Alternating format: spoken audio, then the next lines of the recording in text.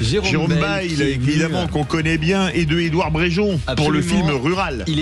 Jérôme Bail est à l'affiche d'un film Rural qui sort justement ce mercredi en salle. Un documentaire qui dévoile l'intimité de l'agriculteur qui s'était fait connaître, notamment lors des mobilisations massives des agriculteurs en janvier 2024. Et vous pouvez réagir, parce que vous êtes des auditeurs fidèles, vous avez suivi ce qui s'est passé. Mais si justement l'agriculture est-elle encore une fierté nationale pour vous, eh ben dites-le nous, 0826 300 300. Est-ce que les agriculteurs sont suffisamment soutenus en France ?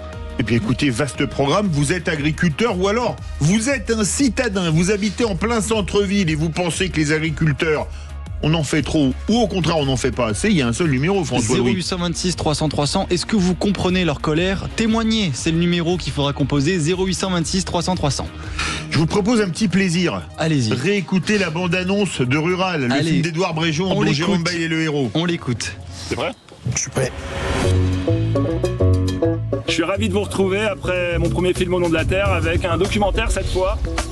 Un agriculteur est devenu le visage de la contestation. Je réponds parce que je crois que ça sonne souvent.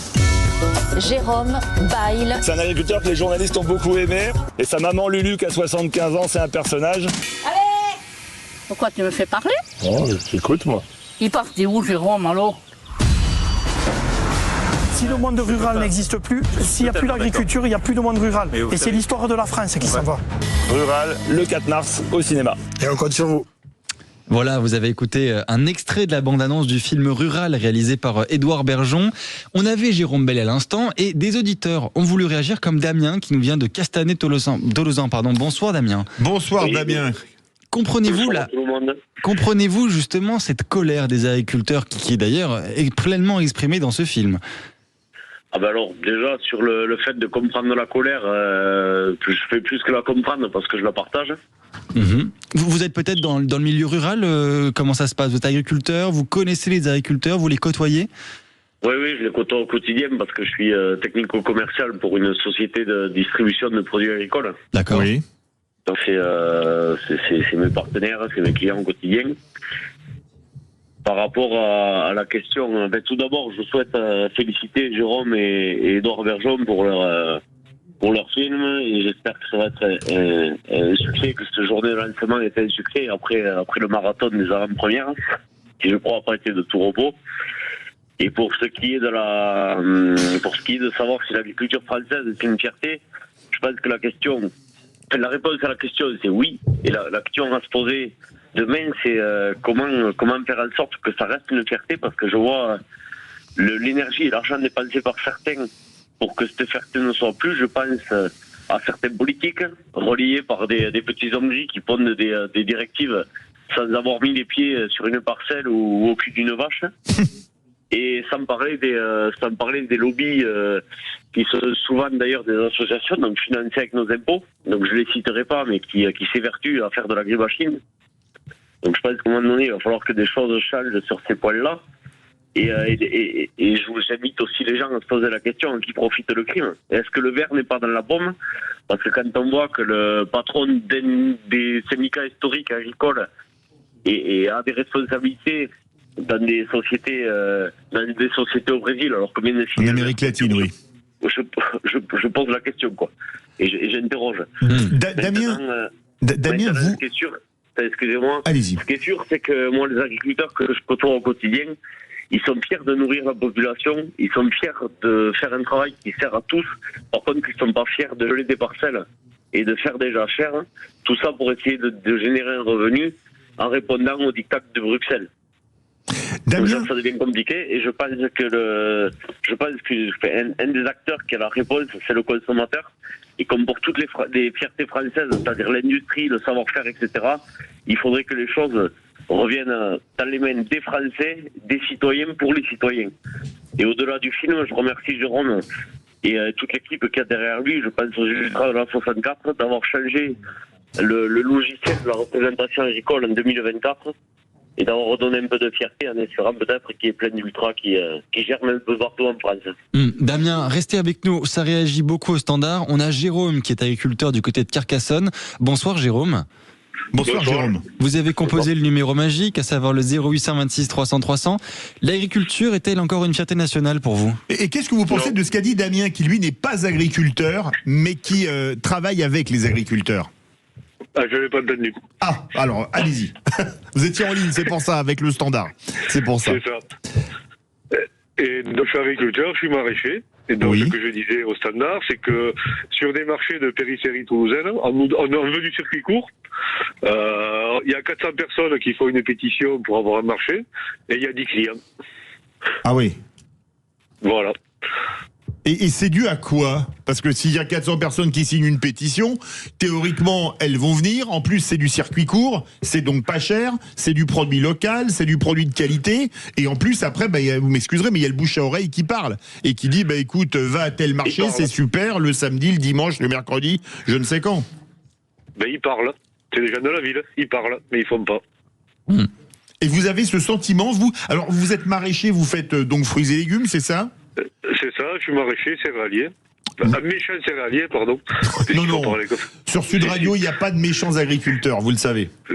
Pas sur Sud Radio. C'est ceux qui écoutent. Voilà. Donc, les gens, ils parlent, ils veulent des agriculteurs. Ils veulent, mais pas à côté de chez eux. Ils les veulent loin. Ils les aiment, mais quand ils ne les voient pas. Alors, voilà. Expliquez-nous une chose. Vous faites quoi en maraîchage ? Tous les légumes, tomates, courgettes, salade, choux, poireaux. Et qui sont vos clients ? Les gens des villes. Les gens des villes. Mais vous vendez en allant sur les marchés en direct, c'est ça ? En direct, chez les marchés, chez les grossistes et dans les supermarchés. D'accord. Et vous, en tant qu'agriculteur, vous avez vu la condition des agriculteurs empirer ? Vous êtes là depuis longtemps ? J'ai 55 ans, je suis installé depuis les années 90, et elle empire. Les agriculteurs du village ont été divisés par 10. Il y a pour vous cette fracture entre ville et campagne, elle est en train de s'aggraver, vous pouvez le dire, et si vous le pensez. Oui, elle s'aggrave, et les campagnes sont colonisées par les gens qui quittent la ville, et qui nous expliquent comment il faut qu'on vive. D'accord. Jérôme, restez avec nous, on va vous faire réagir ensuite, pas de problème. On est avec Fabien qui est éleveur de brebis laitières. Bonsoir Fabien. Bonsoir Fabien. Bonsoir. Vous avez entendu ce que nous dit Jérôme, qui est lui aussi agriculteur. Qu'avez-vous à dire justement ? Réagissez. Je suis entièrement d'accord avec ce qu'il dit, c'est que les gens des villes, c'est vrai qu'ils veulent avoir le monde agricole pour montrer que la France, ils sont amoureux de leur agriculture. Mais après, derrière, les actes sont pas parlants. Mais après, il y a beaucoup de choses qu'on ne parle pas quand même dans cette crise agricole. C'est que le monde agricole ne se fait pas ses propres factures, que derrière, il y a de l'autonomie à gagner. On peut le voir dans certaines contrées du monde, comme en Océanie ou en Amérique, où c'est qu'il y a l'agroécologie qui a bien démarré, et on voit que les agriculteurs sont plus autonomes sur leurs intrants. Oui. Bien qu'il faille. Alors, il faut expliquer les intrants, ce que c'est. Il faut l'expliquer pour les auditeurs qui ne le savent pas tous. Par exemple, mon collègue qui est céréalier, sur certaines cultures, doit apporter de l'azote qui fait venir, qui doit malheureusement venir soit de Russie, soit dans d'autres pays avec des hydrocarbures. Et on peut arriver par découvert, à travailler autrement. Je ne dis pas qu'il faille s'en passer, mais on peut limiter et être un peu plus autonome. Et après, je pense qu'il y a un gros débat aussi à avoir, c'est autour des charges type de la MSA. C'est pas normal que, alors que l'agriculteur est complètement en crise, quand il y a des revenus qui peuvent être générés par une transformation de l'agriculture, par la transformation des pratiques agricoles, qu'on soit ponctionné de 40-45%, quoi. C'est pas normal. Et après, comment vous voulez que ce métier-là, qui soit autant ponctionné, soit attrayant par des lycéens et tout ça? Il faut aller les voir, il faut leur montrer qu'il y a une possibilité d'une autre agriculture. Voilà, plus autonome. Alors, vous êtes avec nous, Damien, qui n'est pas agriculteur, mais qui travaille avec les agriculteurs, Jérôme et Fabien, qui sont agriculteurs. Vous voulez réagir, vous, que vous soyez citadin, rural, pourquoi est-ce que vous faites l'effort d'acheter des produits agricoles français ? Moi, j'avoue, je le fais. Et puis, est-ce que les agriculteurs sont-ils suffisamment soutenus en France ? C'est aussi la question qu'on vous pose. Et puis, pour réagir, c'est le 0826 300 300, 7 20 18 par SMS. On vous reprend juste après. Sud Radio. Sud Radio. Parlons vrai. Parlons vrai. Sud Radio. Parlons vrai. Philippe David. Les vraies voix font parler la France et vous avez été très nombreux à appeler lors du passage de Jérôme Bail et de Édouard Bergeon qui ont fait ce film, ce film docu. C'est un documentaire qui s'appelle Rural, vous pouvez le voir parce qu'il sort en salle ce mercredi. C'est un film qui aide un petit peu à comprendre la difficulté des agriculteurs au quotidien, comprendre aussi les mobilisations qu'il y a eu. Allez le voir d'ailleurs si vous voulez en savoir plus. Et puis justement Philippe, on a nos auditeurs qui sont là, qui ont écouté le débat avec Jérôme Bail et qui réagissent. Vous pouvez le faire aussi au 0826 300 300. Est-ce que vous pensez que l'agriculture française est encore une fierté nationale? Est-ce que vous comprenez la colère des agriculteurs? Eh bien, dites-le nous, venez débattre avec nous, venez prendre l'antenne 0826 300 300. On a Damien de Castanet, qui n'est pas agriculteur, mais qui travaille avec le monde agricole. Damien, quand vous entendez Fabien et Jérôme, c'est ce que vous entendez tous les jours quand vous allez visiter vos clients? Ah oui, je pense qu'aujourd'hui il y a une certaine lassitude et une certaine frustration de la part des acteurs du monde agricole. En premier lieu les producteurs, et ça c'est bien dommage parce que c'est eux qui sont la base de la production agricole et de l'alimentation française. Par contre, je souhaiterais réagir sur 2 points. Le premier, c'est que je comprends entièrement le premier auditeur, pas Fabien. C'était Jérôme. Jérôme. Et je comprends tout à fait son point de vue. Par contre, aujourd'hui, on a un réel travail à faire, c'est de ne pas s'opposer avec ces citadins qui sont de plus en plus présents, avec une extension de l'urbanisme dans la ruralité, mais qui sont les consommateurs aussi, qui sont les consommateurs du quotidien. Et je pense notamment aux enfants de ces gens-là. Parce que les enfants d'aujourd'hui seront les consommateurs de demain. C'est vrai. Et je pense qu'il y a un vrai sujet pour l'agriculture française dans sa globalité de travailler sur la sensibilisation et l'éducation des enfants au quotidien. Et ensuite, pour second point, pour réagir à ce que disait Fabien, à très juste titre, aujourd'hui, moi je travaille dans une entreprise privée, on est 3. Et on propose dans les solutions qu'on apporte, dans les produits qu'on vend, parlons trivialement, des produits qui permettent de prendre de l'autonomie sur certains intrants, notamment issus de la chimie, on parlait des engrais ou des phytos. Et quand je vois l'hypocrisie du système, ça me fait sourire. C'est-à-dire qu'aujourd'hui. À quel niveau l'hypocrisie? C'est-à-dire qu'aujourd'hui, il y a des structures qui deviennent des méga structures parce qu'il y a de plus en plus de fusions qui portent le nom de coopératives qui n'en sont plus, clairement, qui deviennent des multinationales, qui d'un côté sont des vendeurs d'intrants, donc de fournitures, et à l'autre bout de la chaîne sont ceux qui rachètent le produit des agriculteurs. Et sur certains sujets, quand on parle justement de l'aspect purement technique, une personne qui va être autonome dans sa décision va moins consommer ou sera moins facile à mener à la consommation. Aujourd'hui, il faut savoir qu'il y a des productions comme la multiplication de semences, par exemple en maïs, où les gens qui affectent les surfaces regardent si les producteurs quel est le niveau de fidélité sur les achats de leurs producteurs. Et ça veut dire quoi? Ça veut dire que demain on va être en intégration et les agriculteurs seront plus des agriculteurs, seront des salariés des gros groupes. Des semenciers, vous voulez dire? Alors c'est même pas les semenciers, c'est des prestataires, en l'occurrence de certains groupes, des coopératives. Oui. Et je pense que retrouver de la fierté pour les producteurs et les agriculteurs, ça passe aussi par là, c'est retrouver de l'autonomie dans la prise de décision. Damien, c'est Jérôme, on va demander à Jérôme qui est céréalier de réagir. Vous êtes céréalier, tiens, ou vous êtes confronté à ce problème-là, venez témoigner. Je suis sorti du système coopératif depuis quelques années. Pour quelle raison, justement? Expliquez-nous. Exactement ce qu'a dit Fabien ou Damien, je ne sais plus. Damien. C'est Damien. Là, c'est Damien. Alors, il y a Damien et Fabien, mais là, c'était Damien et en plus, ça rime. Les coopératives ont été créées il y a 50 ans par les agriculteurs pour se grouper et être plus puissants. Et aujourd'hui, c'est devenu une administration. Vous voulez dire des multinationales. C'était les coopératives, c'était des coopératives de villages ou de cantons. Oui. où tout le monde se connaissait, où le directeur il passait dans la coopérative ou dans le village, et s'il faisait une connerie, voilà, tout le monde y tapait sur les doigts. Aujourd'hui, c'est des multinationales où on vous explique que l'agriculteur, c'est les directeurs de coopératives et les salariés de coopératives sont censés travailler pour les agriculteurs. Aujourd'hui, ces gens-là considèrent que c'est les agriculteurs qui travaillent pour eux. Voilà. Donc on est à front renversé en clair. C'est ça. Alors que les actionnaires des coopératives, c'est les agriculteurs. Les coopératives sont censées appartenir aux agriculteurs. Mais excusez-moi, dans une boîte, ce sont les actionnaires qui décident. Si les actionnaires sont les agriculteurs, c'est eux qui doivent... ils peuvent pas taper du poing sur la table et donner des consignes aux dirigeants. C'est comme dans les communes. Qui est contre, qui s'abstient, unanimité. Il faut passer autrement. Hein. Alors, Fabien... C'est pas ce que je pense, c'est ce que je constate depuis 20 ans, et c'est pour ça que je m'en suis sorti. Voilà. Je crois que c'est Fabien qui veut réagir, c'est ça ? Oui, c'est ça. Fabien, on vous écoute. Vous faites que de la brebis laitière ou vous faites d'autres... Non, je fais que de la brebis laitière.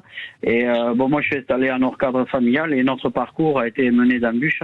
Et pour s'en sortir, ma coopérative laitière à qui je vends le lait, je m'entends bien, mais c'est pas eux qui m'ont conseillé sur comment arriver à gagner de l'autonomie sur ma ferme et d'écraser mes charges pour diviser pratiquement par 3 mon coût alimentaire par la brebis par jour, contrairement au rayon Roquefort qui est le plus proche et où je peux me comparer.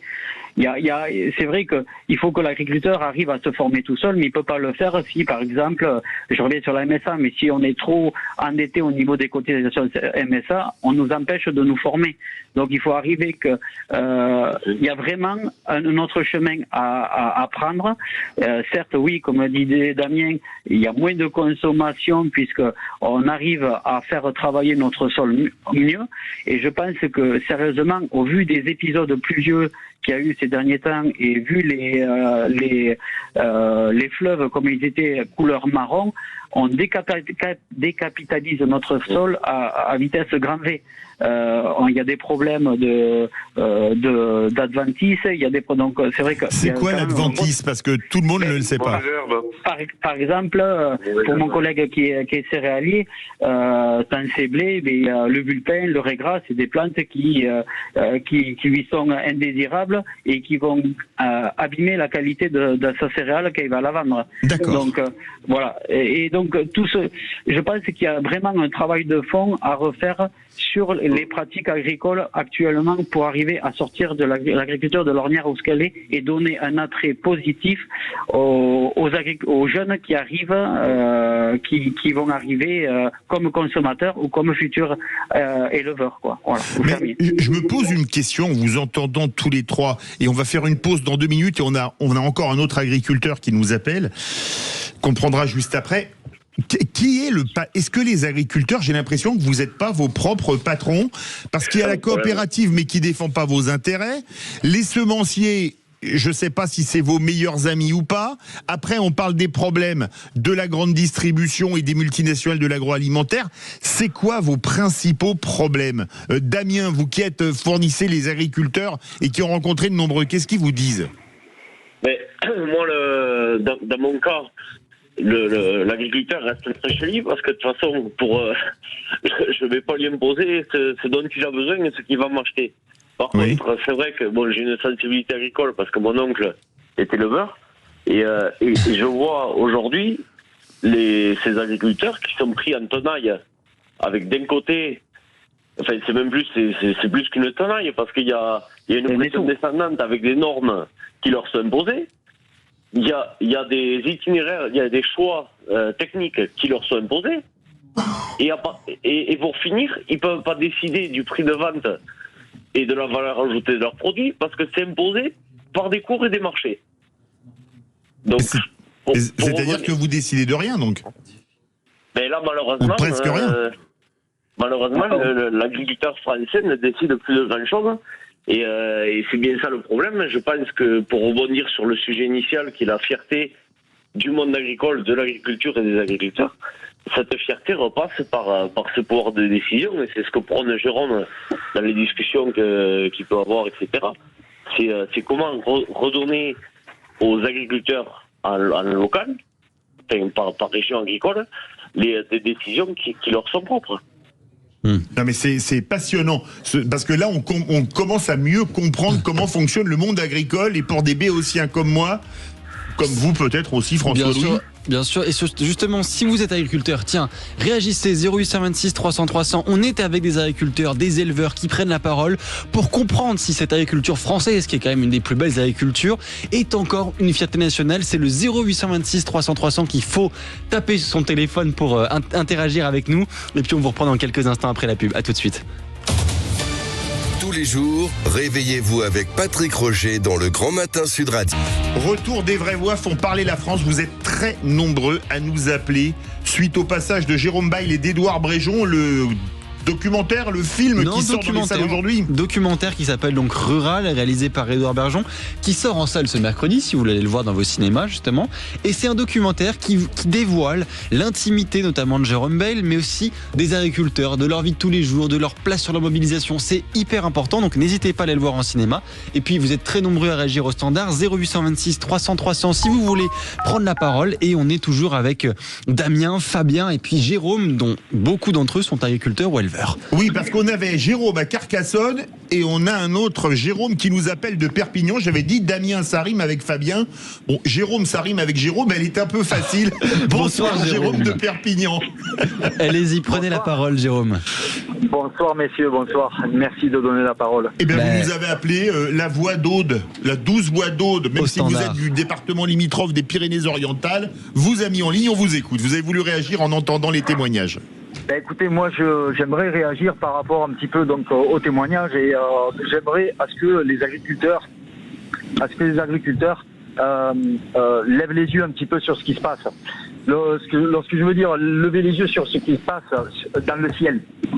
Malheureusement, c'est-à-dire que malheureusement on a eu une période très importante concernant des inondations, la pluie, ceci, cela. Et moi je vis dans une région qui est pas du tout exposée, où c'est qu'on a un ciel qui est complètement dégagé. Et je m'aperçois depuis pas mal d'années que notre ciel, notre ciel il est pollué, mais pollué essentiellement, je pense à exprès. Dans le sens où c'est que j'aimerais que les agriculteurs ils lèvent de plus en plus les yeux en regardant un petit peu les traînées. Il se passe derrière les avions qui nous passent au-dessus de la tête. Parce qu'à chaque fois, lorsqu'on a des dizaines et des dizaines d'avions qui passent avec ces traînées dans le ciel s'assombrit, le ciel devient gris, devient blanchâtre, et on n'a plus un ciel qui est complètement bleu. Ce que je voulais dire par rapport à ça, messieurs, c'est que ça, c'est la première. Alors, j'ai entendu des théories sur les traînées dans le ciel, mais j'ai jamais entendu parler de conséquences dramatiques pour l'agriculture. Hein. On a trois autres agriculteurs en même temps. Alors, pas Damien qui n'est pas agriculteur, Fabien, Jérôme, vous voulez réagir à ce que dit Jérôme ? Si je peux me permettre, monsieur, juste une dernière chose. Oui, mais restez avec nous après, pour échanger. Je reste avec vous. Il y a plus de 200 brevets concernant la modification du climat. Pendant la guerre du Vietnam, les Américains ont modifié le climat pour pouvoir, on va dire, un petit peu ce qu'ils voulaient concernant le Vietnam. Agriculteurs, les amis, levez les yeux. Alors ça, je sais pas. J'ai entendu parler de choses à l'égard du Vietnam, mais j'ai entendu parler des bombardements au napalm, etc. Ça, c'est qui sont avérés, mais j'en sais pas plus. Jérôme et Fabien, vous qui êtes agriculteurs, et on va prendre Michel, qui travaille également avec les agriculteurs. Vous avez eu des infos dans ce style sur le changement du ciel ? Non, les seuls changements que je connais, c'est qu'il fait plus chaud et que les pluies arrivent plus d'un coup et sur des périodes plus courtes. Et c'est là où on voit que les pouvoirs publics ont mal géré justement la possibilité de gérer cet afflux d'eau en créant des... Enfin, moi j'ai 40 ans, j'ai pas vu d'ouvrage pour stocker l'eau en hiver et pour pouvoir la redistribuer, que ça soit pour les villes. Je sais que dans les PO, j'ai des connaissances là-bas qui disaient qu'il y avait des manques d'eau, donc il aurait été bien aussi qu'on puisse stocker de l'eau en quantité quand elle arrive et après de pouvoir la gérer. On gère pas notre eau, on la laisse partir dans la mer. Avant de prendre Michel qui nous a appelé aussi au 0826 300 300, Jérôme, vous qui êtes maraîcher, on a beaucoup jasé notamment sur les méga-bassines avec en particulier, vu les affrontements qu'il y a eu Sainte-Soline, c'est quelque chose qui manque, il en faudrait plus. Qu'est-ce qu'il faudrait pour aider les agriculteurs? Dans le Lot, on stocke déjà l'eau. Oui. Ça a été inventé par quelqu'un qui s'appelait Monsieur Riquet, sous Louis, je sais pas combien. C'était Pierre-Paul Riquet qui a fait le canal du Midi, qui va de l'Atlantique à la Méditerranée en passant devant la gare Matabio à Toulouse. Et d'ailleurs, il passe par Castanet-Tolosan où habite Damien. Oui, je sais, tout à fait. Et donc, aujourd'hui, quand on veut stocker l'eau, comme ça a été fait dans le bassin de Saint-Ferréol, il se passe Sainte-Soline. C'est-à-dire, à Saint-Ferréol, c'est à côté, c'est à 50 km au sud-est de Toulouse, vers Revel, c'est ça? C'est ça, donc on stocke l'eau. Il y a d'autres lacs qui ont été faits dans l'Aude, la Ganguise, dans l'Ariège, Montbel, j'arrose avec cette eau-là. Ouais. Aujourd'hui, vous voulez faire un lac comme ça, eh bien, vous avez tous les écologistes sur le dos, c'est ce qui s'est passé dans le Tarn, et c'est ce qui s'est passé avec ce qu'ils appellent les méga-bassines. Voilà. Donc, merci les écolos. Et donc, oui, ça pourrait... Alors, on a... Non, et puis surtout, qui est-ce qui parle, là? Parce que vous êtes nombreux en même temps. Damien, on vous écoute, Damien. Je rejoins tout à fait l'agriculteur qui vient de prendre la parole. Aujourd'hui, en Occitanie, on nous parle, et ça peut être positif, je ne dis pas le contraire, d'un ouvrage pour emmener l'eau du côté du Rhône jusqu'en pays catalan. Oui. Quand on voit ce qu'il est tombé ces dernières semaines, mais ces derniers mois même. On n'a pas besoin de faire preuve d'un peu de pragmatisme, notamment de la part de nos politiques, de redonner la main aux acteurs locaux que sont les agriculteurs pour dire à tel endroit il faut faire une retenue. Et est-ce que ça ne coûterait pas moins cher? Mais c'est juste du bon sens. Ah non, mais ça, je suis bien d'accord que c'est complètement fou quand on voit qu'on a eu, je crois, 36 jours de pluie consécutive, ou 37. Pas loin d'une quarantaine. Je sais plus. Certains départements ont mis longtemps. 300 mm en Aveyron. Ouais. 300, ah oui, ça fait beaucoup. Et les décrets ont été parfois très très longs quand on sait les difficultés qu'ont les sols à absorber l'eau. C'est très compliqué pour beaucoup d'entre vous. Et on n'a pas stocké un litre, quoi. Bien sûr. Les amis, restez avec nous. On a Michel qui nous appelle de Dax. Alors, bonsoir Michel. Oui, bonsoir Michel. Bienvenue. Oui. Bienvenue. Bonsoir François. Vous voulez sûrement réagir à ce qu'ont dit nos amis à l'instant, mais vous êtes surtout contre les financiers. Pour vous, c'est un peu de leur faute si les agriculteurs souffrent autant et s'il y a cette fracture qui s'aggrave. Expliquez-nous. Alors oui, moi je voulais d'une part intervenir par rapport à ça. Et moi j'ai travaillé pendant 25 ans avec une très grosse coopérative du Sud-Ouest. D'accord. Et donc mon père a fait partie du conseil d'administration, mon frère aussi. Enfin voilà. Mais c'était les agriculteurs qui décidaient de l'avenir de la coopérative. Et je pense qu'au fur et à mesure des années, ce pouvoir de décision est parti dans les bras des financiers, enfin du directeur. Et tout ça, quoi. Pour moi, les agriculteurs, ils n'ont plus la main là-dessus, quoi. Et ça a changé parce que vous avez travaillé pendant 25 ans. Vous avez arrêté il y a combien de temps, Michel, de travailler avec les coopératives? Moi, j'ai travaillé il y a 10 ans. Quand je me suis installé en tant qu'entrepreneur, il y a 10 ans. Et vous êtes toujours entrepreneur dans l'agriculture, dans les produits agricoles, dans quoi? Oui, dans les prestations de services. Aux agriculteurs. Là, je vais commencer. Après-demain, je vais commencer je travaille pour une coopérative qui est leader en asperges en France. Je commence à faire les plantations d'asperges là. D'accord, ok. Voilà, je fais ça et après, je travaille encore un peu en relation dans le maïs semence et également après en tant que prestataire dans une exploitation qui est spécialisée en bio, qui fait beaucoup de carottes bio, patates douces bio et maïs bio. Et soja bio aussi.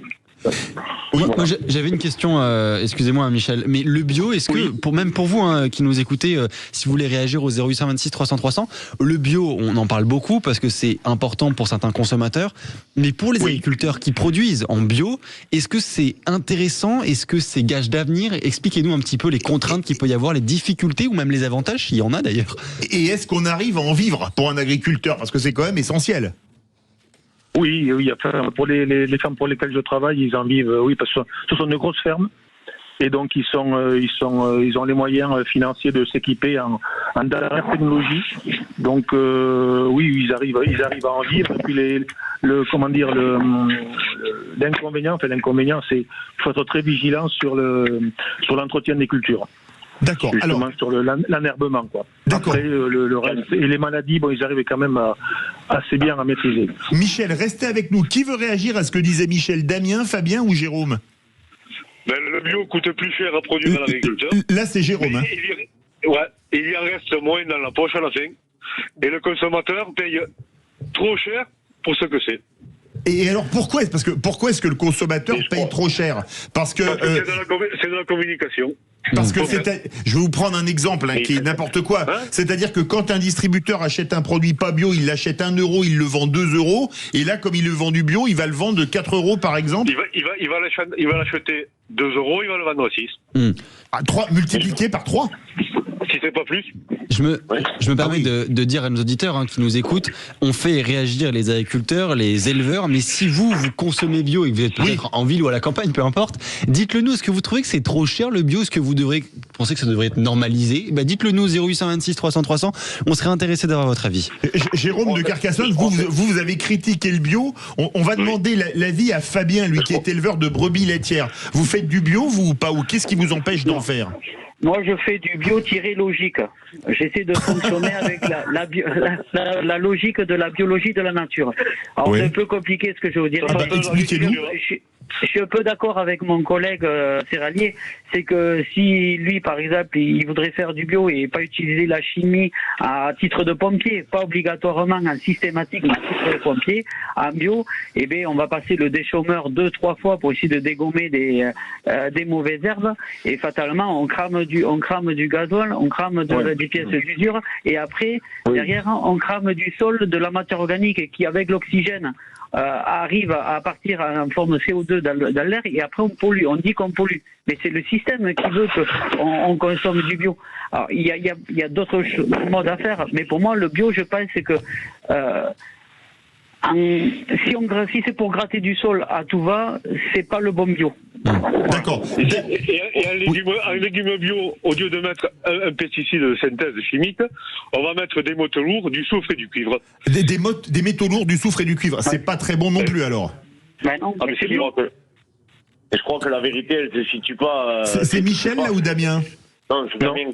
Damien, on vous écoute pour réagir. Je crois que vous avez fait un peu le même métier qu'a fait Michel pendant 25 ans, c'est ça?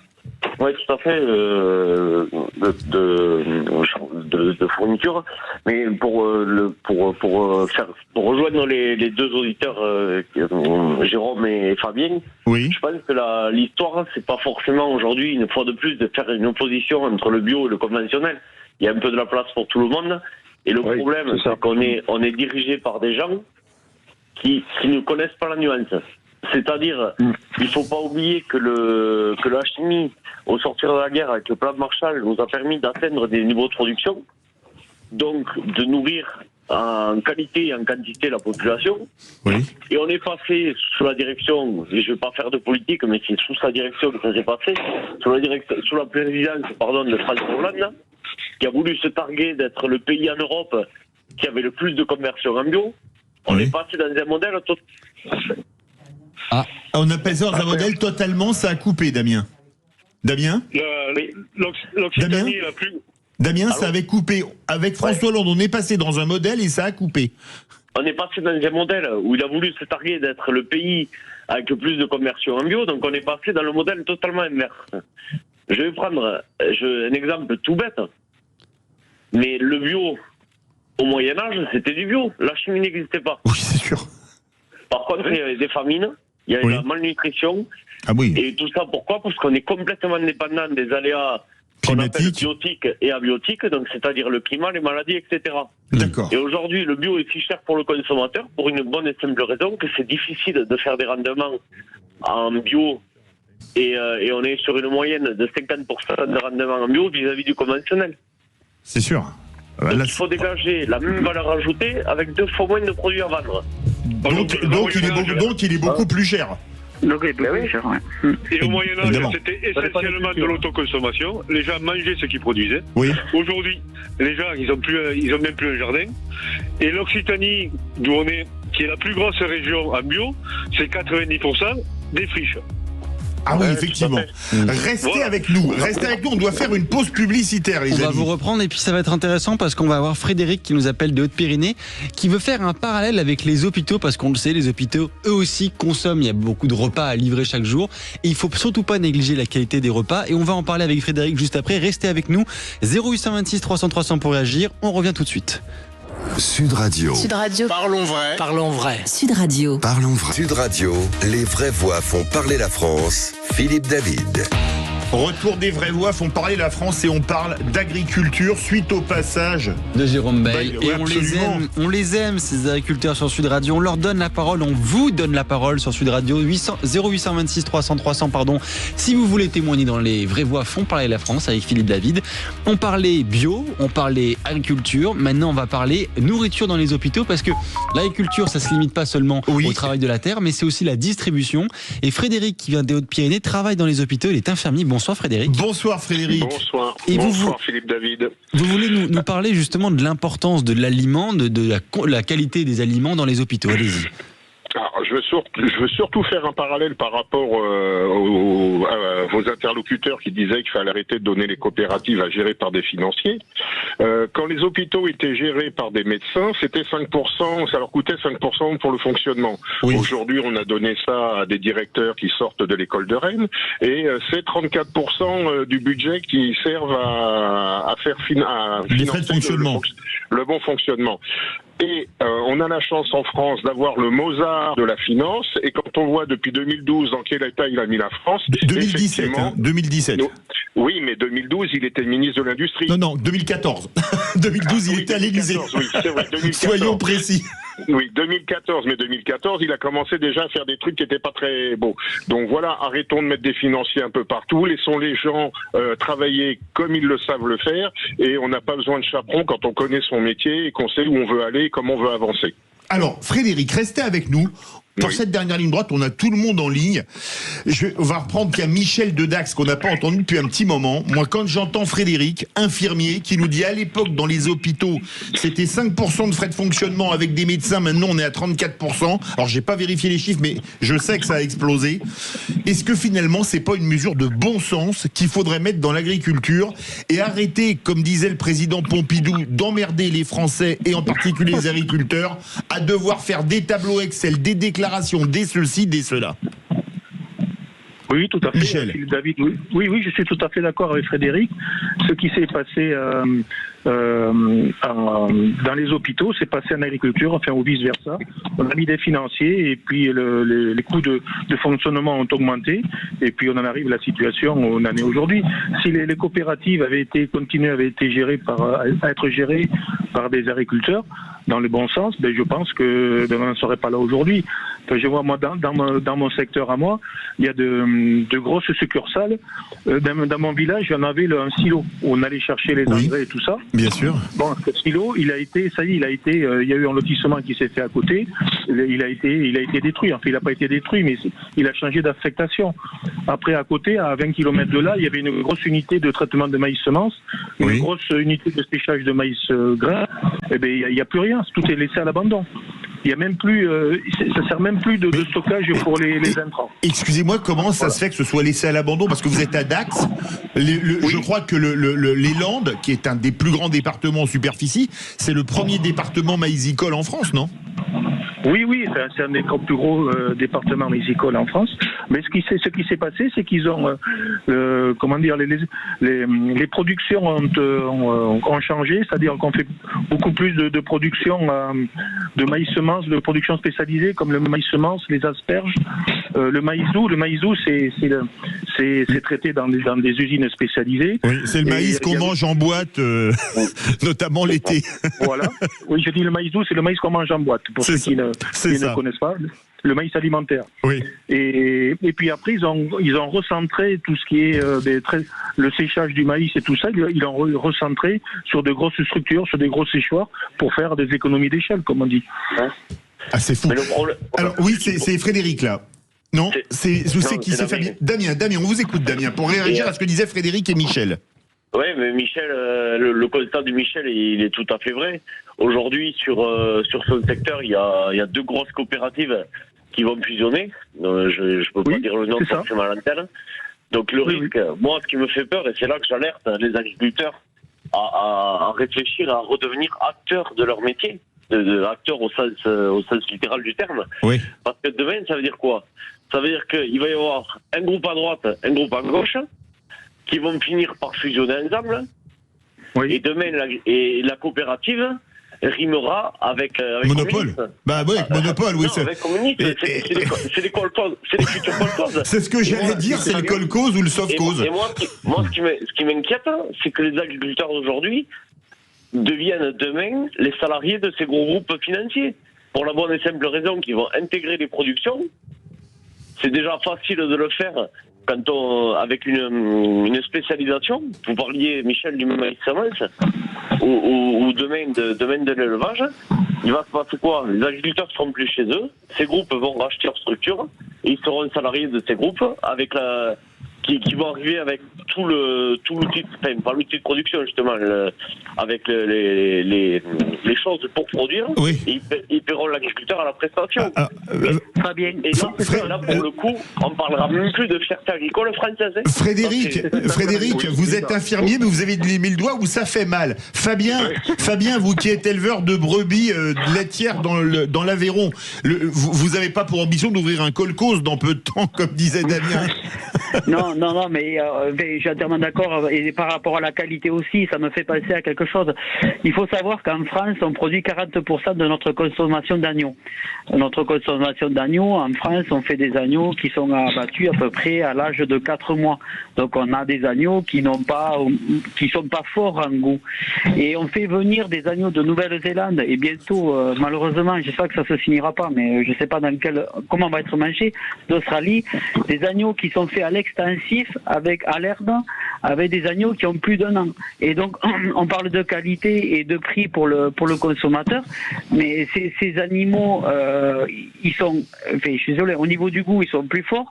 Donc derrière, ça fait une mauvaise publicité pour l'agriculteur. Et sachant qu'en plus, on produit pas notre consommation, il y aurait des jeunes à pouvoir installer. Mais ils ne peuvent pas s'installer, parce qu'ils ne peuvent pas tomber en excusez-moi, on est chez les dingues. On ferme des milliers d'exploitations agricoles et on importe 60% de notre agneau, alors qu'on pourrait le produire ici. Et puis, alors, Dieu sait, on était au salon de l'agriculture, s'il n'y a pas des bons agneaux en France. L'agneau le mouton et l'agneau du Ségala chez vous dans l'Aveyron, le Barège Gavarnie dans les Hautes-Pyrénées, leCistéron dans les Alpes de Haute-Provence, il y en a plein. La laine de Mazamet, il y avait la Banque de France à Mazamet, la laine, elle est partie en Chine là-bas. Aujourd'hui, on a attendu il y a début février, et bien la laine, on ne l'a même pas pris à 10 centimes le kilo. Non. Ah oui. Quelqu'un voulait réagir là. Vous parlez du bio tout à l'heure. Oui. Il faut savoir que le bio consommé en France, on en produit 40%, on en importe 60%. Oui. Oui. Et qui parfois est même pas bio. Et c'est pas bio. Parfois on n'est pas bio et ne parlons pas de l'empreinte carbone. Ah ben non mais excusez-moi, mais ce que dit Fabien, on nous met des taxes carbone quand on roule au diesel, mais on fait venir 40% de notre agneau de Nouvelle-Zélande et 60% de Nouvelle-Zélande et d'Australie. Pincez-moi, je rêve. Ben oui. Ah oui, non mais c'est faux. Alors que chacun son tour. Oui. Ah, pardon. Fabien, oui. alors que l'agriculteur français est largement capable de produire pour la consommation nationale, est capable aussi par ses pratiques de stocker le carbone. Donc il rend un service à la société sur le stockage de l'eau, sur le stockage de la purification de l'air et tout ça. Il doit être rémunéré pour ça. On fait un service national. On doit être rémunéré. Il doit y avoir une autre source de rémunération pour le monde agricole sur ce côté-là aussi. Bien sûr. Écoutez, c'était passionnant. Frédéric, je vous laisse le mot en 20 secondes pour terminer. Vous avez vraiment trouvé l'argument qu'il fallait là pour... On aurait pu faire 1 heure de débat en plus, hein.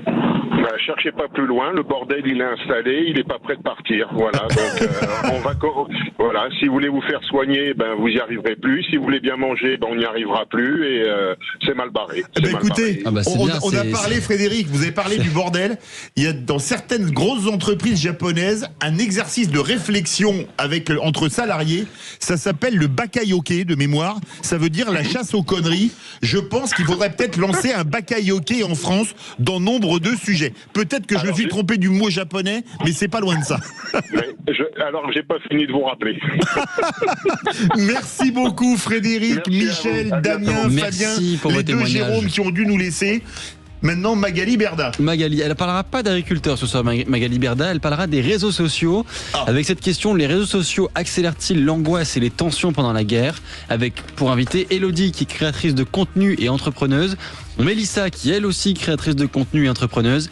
Et Malcolm, créateur de contenu, avec aussi Clara, créatrice de contenu. Voilà pour le programme. Beaucoup de créateurs de contenu. Hein. Beaucoup de créateurs de contenu. Mais alors, croyez-moi, sur les réseaux sociaux, on peut faire aussi beaucoup de bakayoke, parce que de la chasse aux conneries, il y en a vraiment beaucoup. Bah, très bien. On se retrouve demain à 19h et avec 17h avec Cécile de Ménibus. À demain. Sud Radio, c'est votre espace de liberté.